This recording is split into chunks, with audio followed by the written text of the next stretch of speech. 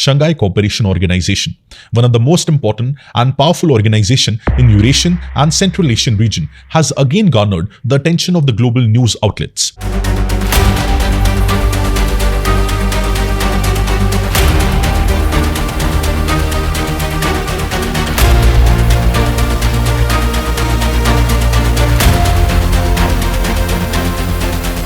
On 17th of October 2024, our External Affairs Minister, Shri S. Jaishankar, travelled to Islamabad, Pakistan for the SCO meeting. And this is first of its kind meeting of an External Affairs Minister in Pakistan in the last 9 years. Now this meeting saw some cautious exchanges in relation to India-Pakistan ties. India remained the only SCO member to not endorse China's Belt and Road Initiative. And Jaishankar also flagged India's concerns in relation to China and Pakistan in veiled references.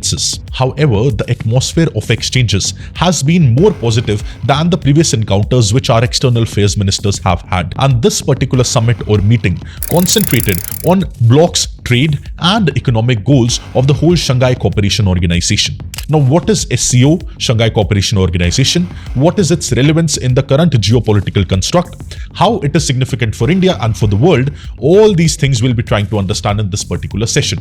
Hello, my name is Preetpal Singh. You're watching Perspective, and today our topic is Shanghai Cooperation Organization.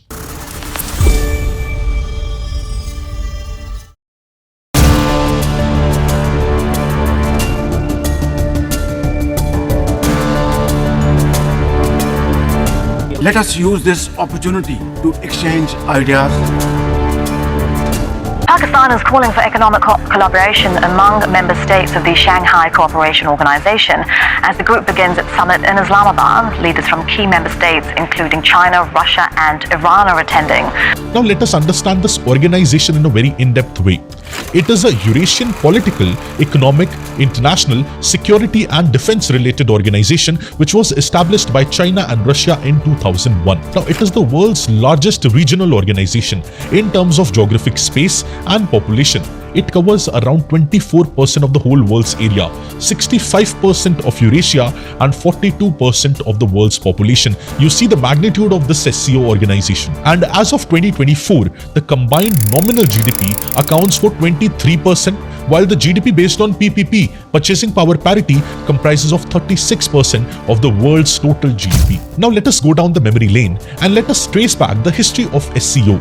So it all started on 26th of April 1966, where the Shanghai 5 group was created, and the heads of the states of China, Kazakhstan, Kyrgyzstan, Russia and Tajikistan, they signed a treaty on deepening military trust in the border regions in Shanghai, which is there in China. On 24th of April 1977, the same countries, they signed a treaty on a reduction of military forces in border areas in a meeting in Mexico, Russia. And on 20th May 1997, Russian President Boris Yeltsin and Chinese President Jiang Zemin signed a declaration on the multipolar world.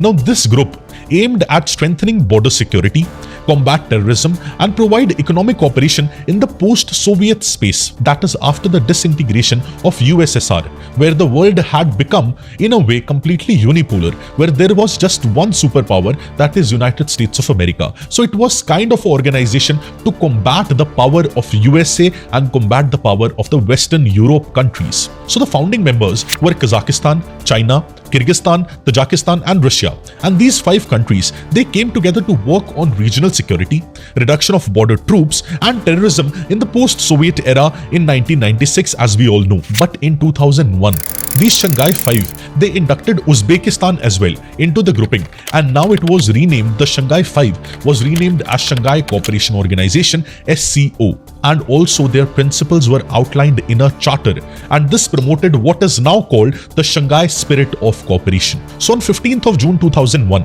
the 6 head of states, they signed the Declaration of Shanghai Cooperation Organization, praising the role played by the organization so far, that is praising the role of Shanghai 5 mechanism and aiming to transform even higher level of cooperation.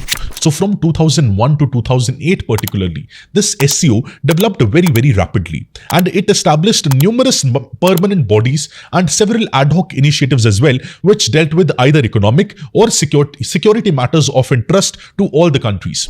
And as it is very clearly visible that initially this organization prioritized on security issues, especially counter-terrorism issues and extremism and separatism issues in the Central Asian region. See, because one particular region is very prominent in this organization, that is Pakistan-Afghanistan region, the border of Pakistan-Afghanistan. That is a hotbed of terrorism in the Central Asian region, where numerous terror outfits are located and they run their functions from there. Also, one more very important outcome was the establishment of RATS, that is Regional Anti-Terrorist Structure, RATS, in 2004, which is headquartered in Tashkent. And slowly and steadily, beyond cooperation also SCO started moving towards economic cooperation, towards energy collaboration and cultural exchanges as well. And one significant event will happen in the year 2005, where the SCO will expand its influence by granting an observer status to India, Iran and Pakistan, along with its dialogue partners like Afghanistan and Mongolia. And one very interesting thing to note here is, which most people do not know, that in 2005, USA's application for observer status in SCO was rejected, and at the same point of time, a call was made that US military bases in Central Asia should be closed. So closure of US military bases in Central Asia's call was made. And eventually in 2017, the most important decision of SCO will be taken. That is, India and Pakistan, they both became full members of Shanghai Cooperation Organization.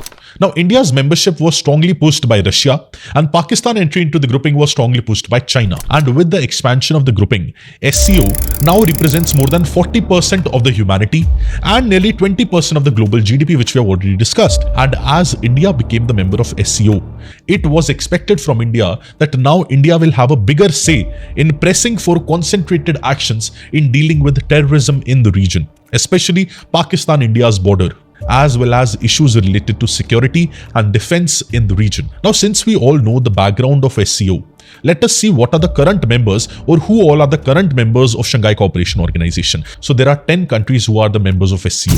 It's China, Kazakhstan, Kyrgyzstan, Russia, Tajikistan, Uzbekistan, India, Pakistan, Iran and Belarus, the recent joinee. So India and Pakistan, they became member in 2017.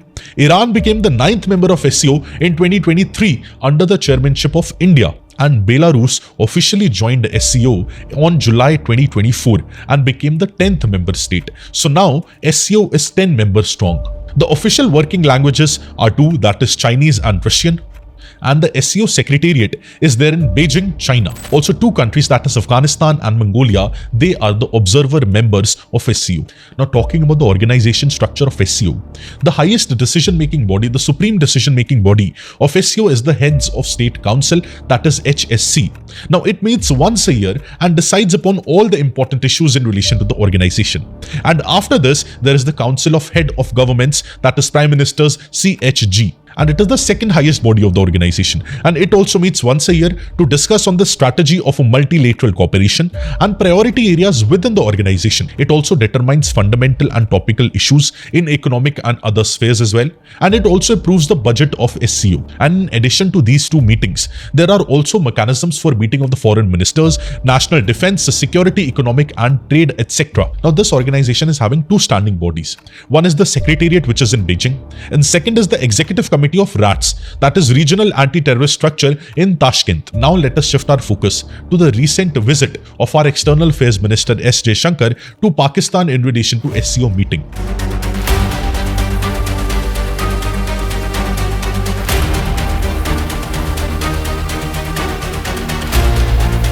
So our External Affairs Minister highlighted several key issues in that meeting. First was the veiled reference to Pakistan and China in relation to lack of trust and cooperation. Now he highlighted the importance of trust, cooperation and good neighborly relations, certainly referring to China and Pakistan. He also stressed on the need of introspection, where friendship and cooperation have fallen short, pointing to the issues of cross-border terrorism and China-Pakistan economic corridor, which directly challenges our territorial integrity and sovereignty of our country. He also said that there are three challenges to the SCO and they have to be dealt by the SCO as soon as possible and as strongly as possible. These three issues are the issues of terrorism, separatism and extremism in whole of the region, especially the Central Asian region and Eurasian region. And he also called for multilateralism and reforms. That is, he advocated reform multilateralism, especially regarding the United Nations Security Council, where India is seeking a permanent membership and Russia is supporting us as well.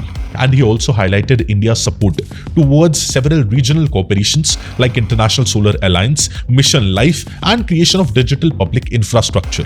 Our External Affairs Minister also congratulated Pakistan on its SCO presidentship, and he also urged for unity in addressing global issues, including economic disruptions, climate change and health crisis in the entire world as well. Now, talking just about India and Pakistan in this, see, because in the last many years, especially in the last 1 decade, we have not interacted with Pakistan much, and Pakistan has been perpetrator of constant terrorism to the borders of India, especially in the region of Jammu and Kashmir. So this meeting between External Affairs Minister of both Pakistan and India is a very positive step. So for the first time since 2015, our External Affairs Minister S. Shankar and his Pakistani counterpart, that is Mohammad Ishaq Dar, they have engaged in direct talks. Also, the discussion between them explored the possibility of resuming cricketing ties between the region, especially when in the next year, Pakistan is all set to host the 2025 Champions Trophy. So in this regard, these discussions between India and Pakistan, they hold very high relevance for both the parties. In improvement of bilateral relationship with the neighbors, especially Pakistan and China, this SCO is a very great platform and a very great opportunity. But not just for India, SCO is holding significance for the entire world as well. See, because SCO is one of the few international organizations which is solely focused on security issues, and it primarily consists of Asian members, which is a very good thing, and Russia and China in particular. They view SCO as an alternative to the Western international order, which is dominated by the West, especially USA and Western European countries, and they are positioning themselves against the US influence in the region, alongside the BRICS grouping, which is very important, and they are seeking to counterbalance the influence of US in the region and the global order as well. So not just for the world, for India as well, SCO holds very high importance. India's stated policy is that of multi-alignments, and SCO plays a critical role in that. The Central Asian region, it is in turn rich in several minerals and natural resources. So close cooperation with SCO for India is beneficial economically and security-wise also. And as a foreign policy posture and in contemporary geopolitics, SCO holds a very great place in India's foreign policy. Also, one more important thing to note here is that the Central Asian region, it is a part of India's extended neighborhood, and India's relationship with the countries in this region has an enormous potential to grow in the coming decades, especially in the areas of economy, security, defense, policy, investments, trade, connectivity, energy and capacity development as well. So these benefits are there. Now, in relation to counter-terrorism operations also, SCO holds vital importance for India.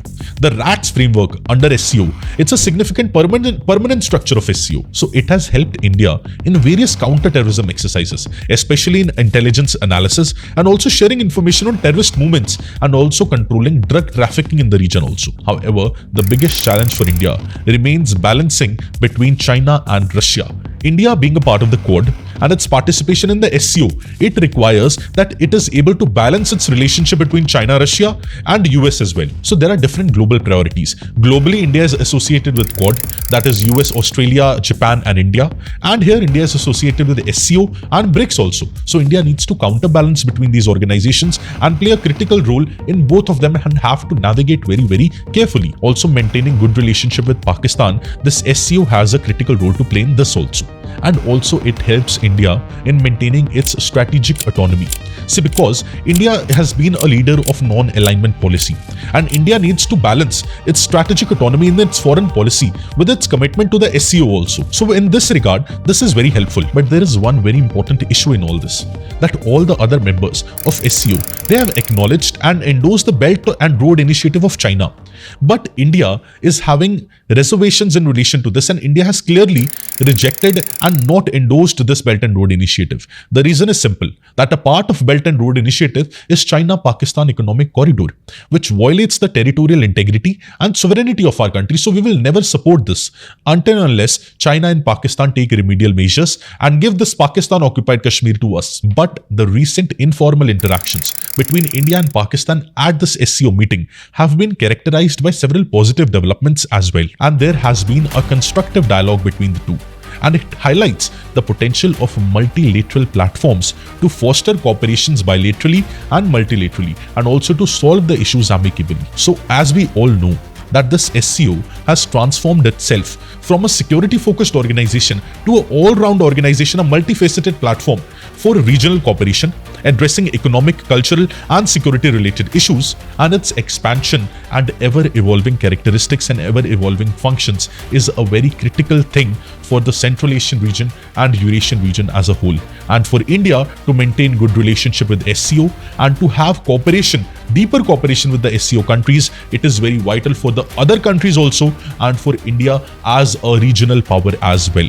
And if India wants to grow from a regional power to a global superpower, India's alignment with SCO needs to be playing a very critical role in this. I hope you gained a new perspective in relation to SCO, India, China, and other countries as well. Please let me know in the comment section what are your views surrounding this, and how India can cooperate even more in relation to SCO, and what can be done even further to improve India's position in the global industry.